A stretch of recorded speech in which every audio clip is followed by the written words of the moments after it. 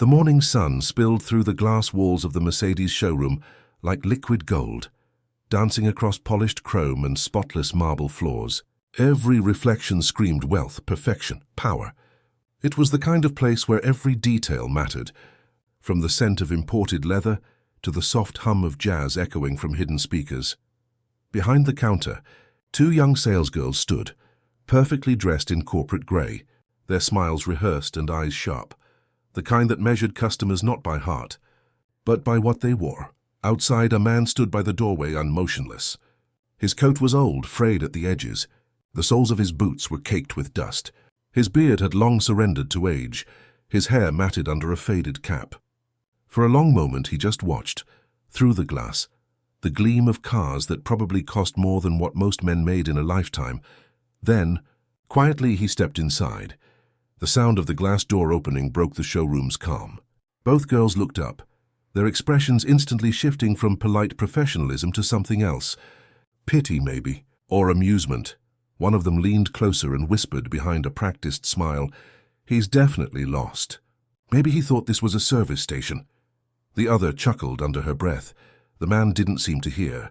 His steps were slow but steady, boots tapping softly against the marble, eyes calm, wandering not with curiosity but with purpose. He stopped in front of a glossy black truck displayed under the central lights. For a long moment, he just stood there, running his calloused fingers gently across the edge of the hood. There was something in that gesture. Not greed, not awe, but familiarity. Like someone touching an old friend after years apart. Finally, he turned to the counter. "Good morning," he said, voice rough but polite. "I'd like to buy 5 Mercedes trucks." The girls blinked. For a heartbeat, silence hung heavy. Then laughter. The taller one leaned on the counter, trying not to burst out fully. "Sir," she said sweetly, "these are commercial vehicles. Maybe you'd like to check our used section down the road." Her friend added, smirking, "Or maybe start with a brochure first, The man said nothing. He simply tilted his head, eyes steady, the kind of gaze that doesn't challenge but also doesn't waver. "Is your manager around?" he asked quietly. That only made them laugh harder. "Sir," the shorter one said, half amused, half annoyed, "our manager doesn't usually meet people without an appointment." He nodded once, as if he'd expected that answer. Then, without another word, he reached into his jacket pocket and pulled out a small, worn leather wallet. From it, he took out a folded piece of paper, yellowed, creased, and placed it gently on the counter. The girls leaned in, curious. Their laughter died. It wasn't a random note. It was an official purchase order. Company name Miller Logistics, with a pre-approved line of credit from Mercedes' regional corporate division. The man's tone stayed even, his words deliberate. "I believe this should cover the down payment for the 5 units, he said softly. "You can have your manager confirm it." The taller girl's face turned pale. She exchanged a nervous glance with her colleague, who now seemed to regret every giggle. The man looked between them, his expression unreadable, almost kind. Then he added quietly, "It's funny how quickly respect changes price once money walks in the room." He turned, gaze landing on the showroom's glass door. "Maybe your boss will want to talk to me," he said, calm, unshaken. And as he walked toward the main office, the only sound that filled the pristine silence was the slow echo of his worn boots against marble, each step heavier than their laughter.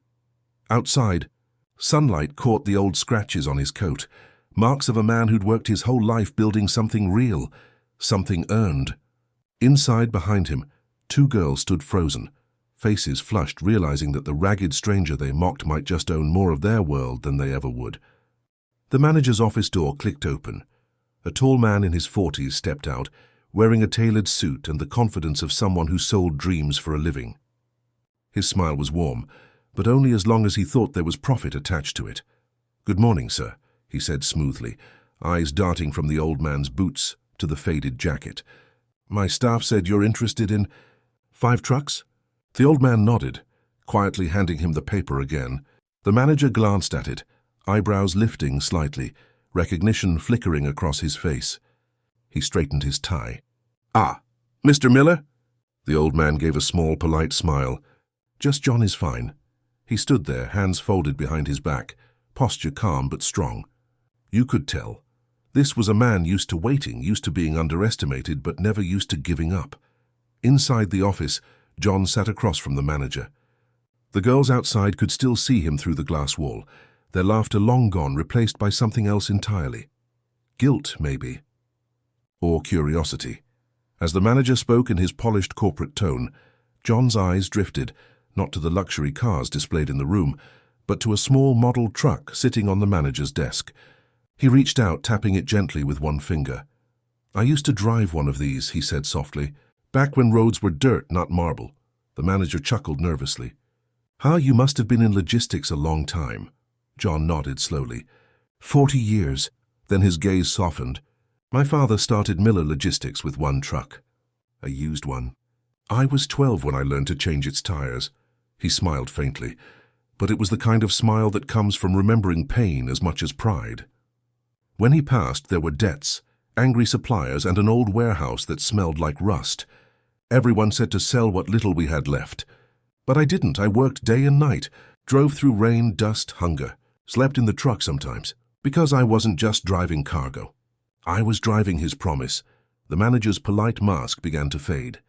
There was something in John's tone, quiet but commanding, the kind of authority you don't learn from money but from miles. John leaned back, his eyes still calm. "And today we've grown. We have contracts in 3 states and a new depot opening next month. I came here because I want to replace our old fleet.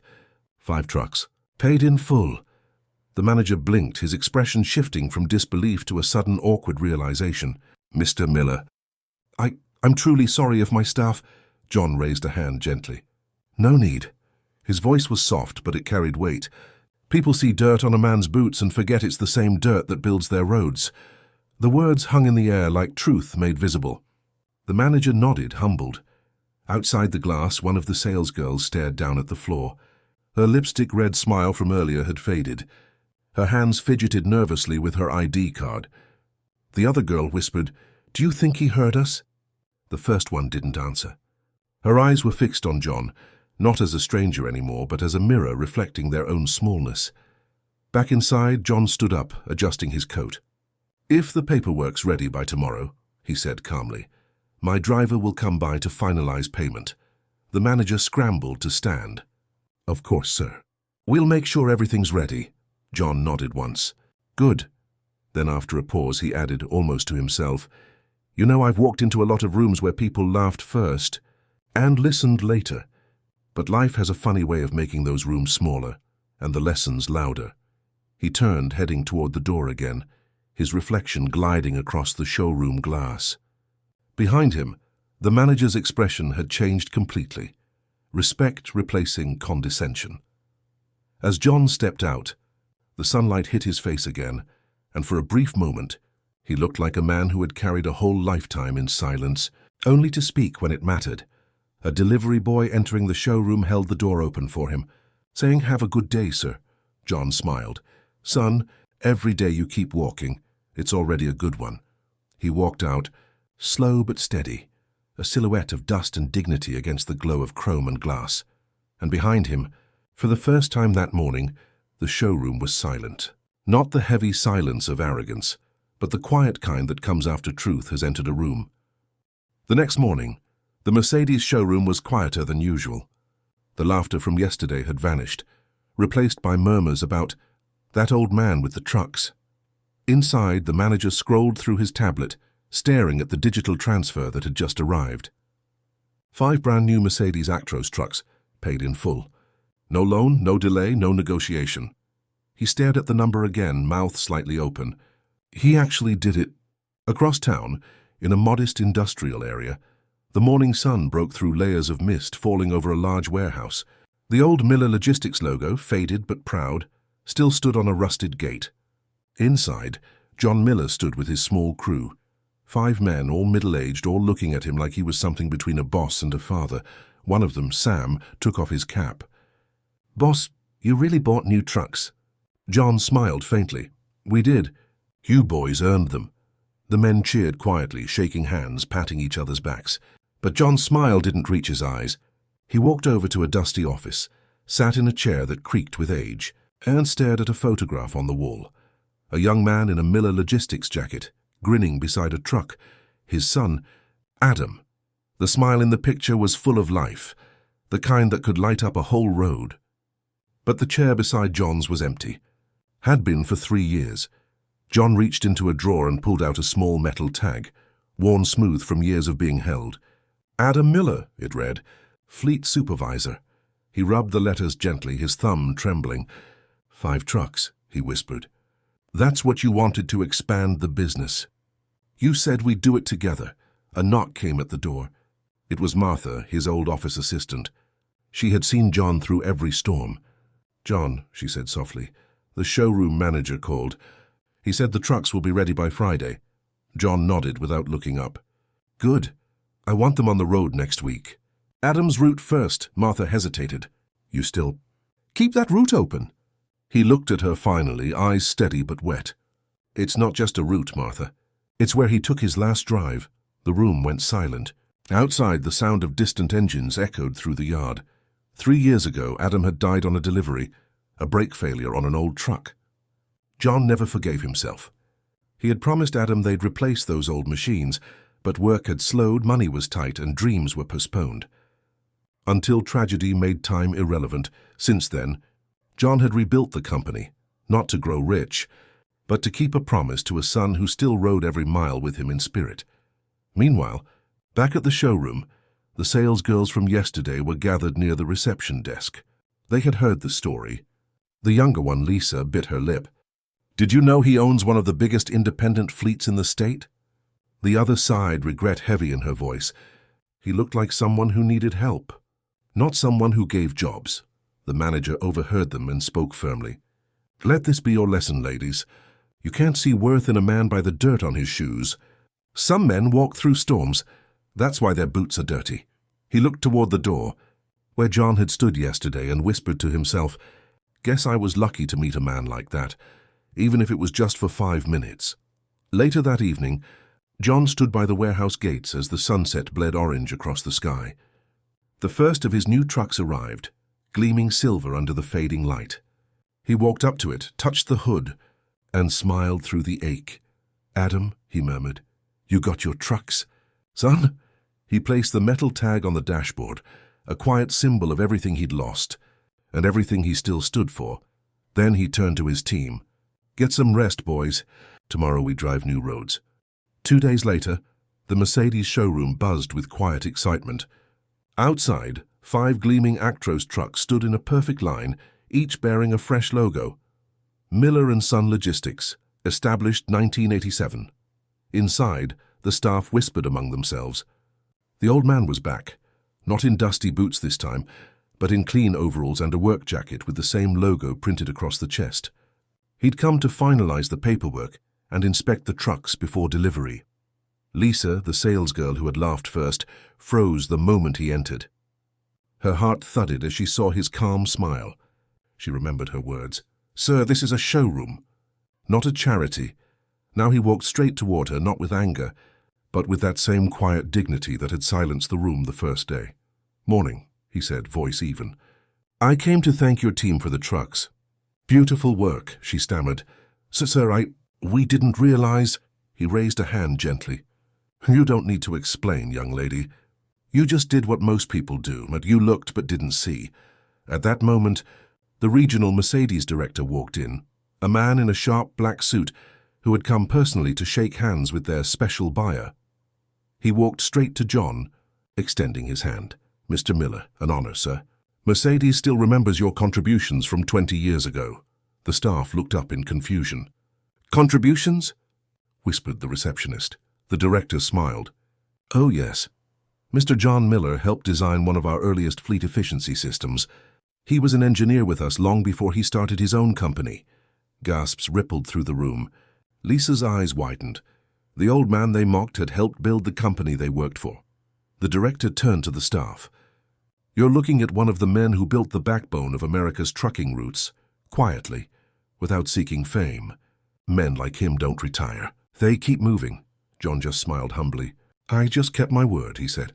Then he walked outside toward the new trucks. Cameras clicked as sunlight reflected off the polished chrome. He stopped beside one of them, the one labeled Truck No. 5, Adams wrote. Lisa followed him quietly, guilt heavy in her chest. "Mr. Miller," she said softly, "I wanted to say I'm sorry for the way I spoke to you that day." He turned, eyes kind. "Don't be. You taught me something too," she frowned. "Me?" He nodded. "You reminded me what my son used to say.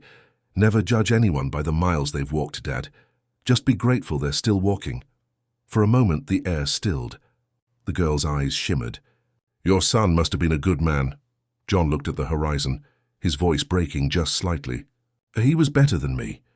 That evening the news spread like wildfire. A viral story titled, "The Ragged Man Who Bought 5 Trucks." Across social media, millions watched clips of John's humble grace as he stood beside his fleet. But for him, it wasn't about going viral. It was about finishing something that began with love and ended in legacy. At sunset, he climbed into one of the trucks, running his hand over the steering wheel. The tag with Adam's name still hung from the mirror. "Ready for one last ride, son?" he whispered. The engine roared to life, steady, strong, proud. As the convoy rolled out of the showroom, even the same salesgirls stepped outside to watch, not with mockery, but with awe. The director turned to them and said, "Remember this. You can polish metal all you want, but the real shine is in the man behind the wheel." The convoy of 5 Mercedes trucks rolled down the open highway like silver giants under a soft morning sky. The rumble of the engines echoed across the empty fields, steady, proud, alive. Inside the lead truck, John Miller drove in silence, Rusty, his loyal old shepherd, sitting beside him, head resting on his lap. He wasn't heading toward a warehouse or a delivery this time. He was heading home. The small rural cemetery sat at the edge of town, surrounded by oak trees that had watched generations come and go. John parked the truck by the gate, the brakes hissing softly as he stepped down, jacket fluttering in the wind. In his hands he carried a small wooden box. Inside it, the first paycheck from his new fleet contract, and a silver keychain engraved, "Miller and Sons, the road lives on." He knelt before a simple headstone. It read Adam Miller, 1989-2018. He drove for hope. John's fingers brushed across the carved letters, and his voice came out low and cracked. "I did it, kid. Took your roots, your dream, and your name, and put them on 5 wheels that'll never stop turning." Rusty sat beside him, whining softly. John smiled faintly. "You were right, Adam. People laugh when they don't understand what drives a man, but I wasn't buying trucks for money. I was buying back our story." He placed the wooden box beside the grave, then pulled out the small photo he always kept in his pocket. Adam grinning beside an old beat-up truck, holding a lunchbox in one hand and flashing a thumbs up. John whispered, "You'd have loved those girls' faces when I signed the deal. They looked like they'd seen a ghost. Maybe they did. Maybe they saw a father who finally forgave himself." He sat there for a while, listening to the wind and the quiet hum of life around him. Then he stood, wiped his hands on his jeans, and said softly, "Time to roll again, son." As he walked back to the truck, the sun broke through the clouds, warm light spilling across the chrome and glass like a quiet blessing. He climbed in, turned the key, and the engine purred to life. Rusty barked once, tail wagging. Before driving off, John looked into the side mirror, the reflection of the grave fading in the distance, and said, "Some roads don't lead you back. They lead you forward." That night, as the convoy reached its new depot, one of the younger drivers asked, "Mr. Miller, why'd you name every truck after someone?" John smiled, tapping the side of his truck. "Adam's route. Because every wheel turns for a reason. I'll just make sure mine remember who they're turning for." The driver nodded, humbled. As the engine settled and the yard lights flickered on, John stood quietly, hands in his pockets. He could feel it, peace, purpose, and pride. The kind that doesn't come from money or revenge, but from keeping a promise. Rusty leaned against his leg, and John whispered, "We made it, buddy. The road's ours again,